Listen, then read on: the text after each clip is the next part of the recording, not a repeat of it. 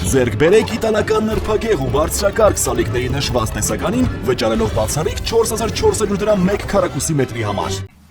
Թվում էր մարդու իրավունքների պաշտպանի զեկույցը ամենակարևոր հարցը պետք է լիներ խորհրդարանում, որովհետև պատգամավորներին երբ լսում ես տարբեր առիթներով իրենց համար ամենակարևորը մարդն է, Հայաստանի քաղաքացին եւ այս իրավունքը։ Ես կփորձեմ ելույթս շարունակել հույս ունենալով, որ մի օր Հայաստանը կլինի այն երկիրը, որտեղ իսկապես մարդը կլինի ամենագլխավոր կետում եւ այսօր այս հարցի քննարկման ժամանակ 107 պատգամավորից մոտ 10 հոգի կլինի դահլիճում, 3 խմբակցությունները միասին վերցրած, մի խմբակցությունն էլ ընդհանրապես ներկա չի։ Սա ես հատուկ եմ ասում, որ Հայաստանի քաղաքացին իմանա, թե Հայաստանի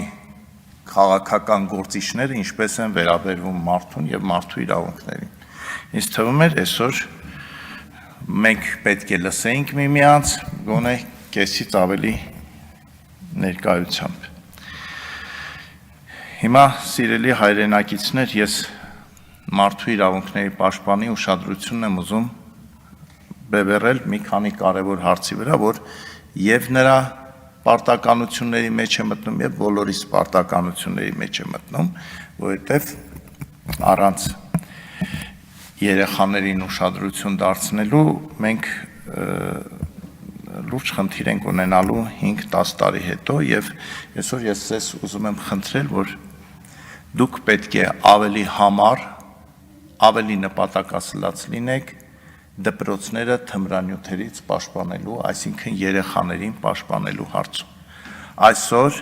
թմրանյութը թափանցել է դպրոց, այսօր թմրանյութը թափանցել է դպրոց եւ վնասում է ոչ միայն բարձր դասարանցիներին, այլ տարատեսակ նենք հնարքներով այդ թմրանյութը հասնում է ցածր դասարանի երեխաներին, կոնֆետի եւ այլ թխվածքների տեսքով։ Հետևանքները ծանր են։ Եթե մենք ուշանանք, հետո էլ հետևից չենք հասնելու։ Ես ձեզանից ոչ թե խնդրում եմ, պահանջում եմ, որ դուք այս հարցով լինեք ամենաուժեղը եւ ներքին գործերի նախարարից եւ գլխավոր դատախազից եւ մյուս բոլոր ուժային կառույցներից։ Ես կարևորում եմ նաեւ, որ դպրոցում պետք է պաշտպանվի ուսուցչի իրավունքը։ Հիմա ես չեմ անդրադառնում ուսուցիչների որակին, ես ուզում եմ հավատալ, որ դպրոցում բոլորը նորմալ պատրաստված, նորմալ գիտելիքներ ունեցող ուսուցիչներ են, բայց երբ որ դասարանում 20 հոգուց ավելի երեխա կա, ուսուցիչը ինքը արդեն ենթարկվում է մարդու իրավունքների կոպիտ խախտման, իր ամբողջ նյարդային համակարգը եւ առողջությունը քայքայվում է։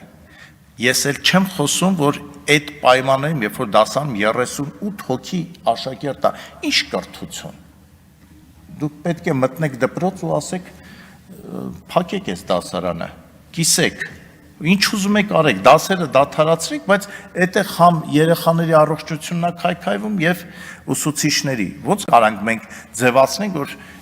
քննարկում ենք գրքերում ինչ ա գրած, բա այդ գրքերի գրածը ոնց պիտի մենք տեղ հասցնենք մեր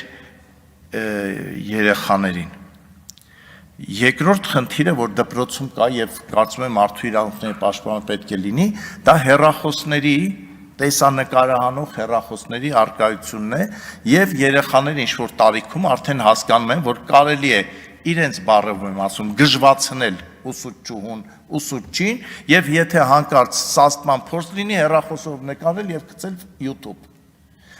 Կոպտել, պատասխանել։ Հիմա այս բան ես չգիտեմ այդ քրեական գործը ինչ ընթացքի մեջ է, բայց Աչաջուր գյուղի երկարամյա հարգանքի արժանի ուսուցիչ ու ուսմասվարը այսօր իր վրա քրեական գործ է հարուցված, որ համարձակվել է երեխային ասի պայուսակիդ մեջից այդ սիգարետները եւ մնացած ամեն ինչը դատարկի եւ դեն նետիր։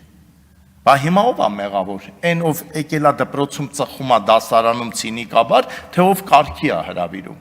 Բա մարդու իրավունքների պաշտպանը չգնա այդ գործի հետևից ու պահանջի այդ քրեական գործ հարուցողներին մի հատ էլ քրեական գործ հարուցի օրինակ այդ երեխայի ծնողների վրա, որոնք հավեսով գնացել եւ բողոքել են։ Ես կոչ եմ անում, որ դուք որպես մարդու իրավունքների պաշտպան պաշտպանեք մեր ուսանողներին, որոնք, չգիտեմ, շատ ուսման վարձ են վճարում, քիչ են վճարում, բայց այդ ուսման վարձը վճարելով երեխաները համալսարաններում չեն ստանում պատշաճ կրթություն։ Ես ուզում եմ մենք այս մասին էլ խոսենք, որ համալսարաններում թող հիմա բոլոր ամբիոնները գան ու ասեն այդպես չի։ Համալսարաններում երեխեքը կրթություն չեն ստանում։ Խայտառակ վիճակա։ Մենք ինչքան կարանք ձևացնենք, որ ամեն ինչ նորմալ է։ Բա մարդու իրավունքների պաշտպանը չպահանջի համապատասխան ոլորտի ղեկավարներից այդ երեխեքի ուսանողների իրավունքները, ասենք թե ամաչում են ասեն, բայց մասնավոր խոսքում ասում են, չէ՞ որ ասենք 4-6 տարի սովորում են, եթե իրենք ինքնակրթությամբ չզբաղվեն, ոչ մի տեղ մնում է մի հատ այդ դիպլոմի բանը, այդ որ տալիս են, բայց չխոսենք։ Կարևոր է իհարկե սոցիալական արդարությունը եւ անարդարության դեմ պայքարը։ Ես ձեզ խնդրում եմ, հիմա խնդրում եմ, այսօր նորից զինված ուժերում զոհ ունենք։ Հոսանքահարվել է մի երեխա, այդ երեխու ծնողները երեխուն ուղարկել են բանակ, որ հայրենիքը պաշտպանի։ Այս ինչ վիճակ է, որ երեխեն հոսանքից բանակում, ասենք պահես, մեծացնես, ուղարկես բանակ, ասեն, գիտեք, ձեր երեխան հոսանքահարվեց։ Ես մի քանի դեպքեր էլ կարող եմ ասել, շատ դեպքեր, բայց մեղավորը անկեղծ եմ ասում, ոչ պաշտպանության նախարարն է, ոչ շտաբի պետն է, մեղավորը մենք բոլորս ենք, որ բանակը մատնել ենք բախտի քմահաճույքին։ Քաղաքացիական պայմանագիրը սիրում է խոսալ, շատ դեպքերում շատ ճիշտ, որ բանակում ինչ վիճակ ա եղել մինչև 2018 թվականը, բա իսկ ինչ վիճակ ա 2018-ից հետո։ Տեսել եք, լավ, այդ մասին չեմ ուզում խոսամ, բայց դուք կարող եք մտնել, խմբեր ձևավորեք, ստեղծեք, մտեք, տեսեք ինչ ա կատարվում։ Այդ քրեական բարքերը, որ փողոցից բերում են բանակ,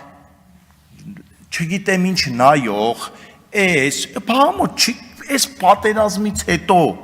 այս պատերազմից հետո ոնց կարա բանակում քրեական մշակույթ լինի, ոնց կարա նայող լինի, ինչ-որ լավ տղա լինի, վատ տղա լինի, չի կարա նման բան լինի, և դուք պետք է այդ դրոշակակիրը լինեք, այդ դրոշը վերցնեք, գնաք այդ համակարգը մենք ջարդենք, չի կարելի այսպես։ Ես հիմա էլ ուզում եմ մի այլ խնդրի անդրադառնալ, որ թվում է մարդու իրավունքների պաշտպանը այստեղ անելիք չունի, բայց ունի, անձնական տվյալների արտահոսքն է,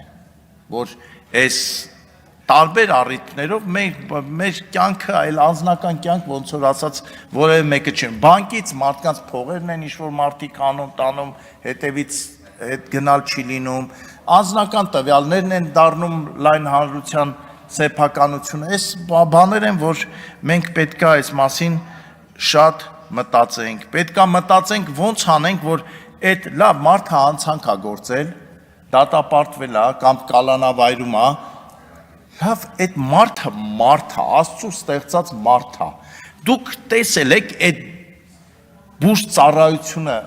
բանտերի ինչ վիճակում է, խայտառակություն, ոնց որ ոչ թե բուժ ծառայության աշխատողները լինեն, այլ մարդկանց տանջելու հատուկ ինչ-որ վարչության աշխատողներ, որոնք առհամարական վերաբերմունք ունեն բանտարկյալի նկատմամբ, այս դեղը չունենք, խափում ես անում, հա ամեն ինչ է կրնի, բայց եթե մարդը ասում է ես հիվանդ եմ, վատ եմ, պետք է բուժօգնություն ցույց տալ, ոչ թե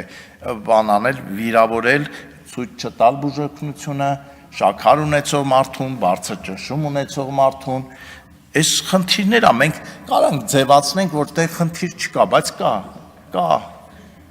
Եթե Վարդաշեն քրեակատարողական հիմնարկում է այդ բուժ ծառայությունը, այդ որակի, բայց ես պատկերացնում եմ, բա մնացած տեղերում ինչ վիճակ է։ Մարզերի բնակչության բուժ ծառայության վիճակը դա էլ է, չէ, մարդու իրավունքների անարգում։ Մարդը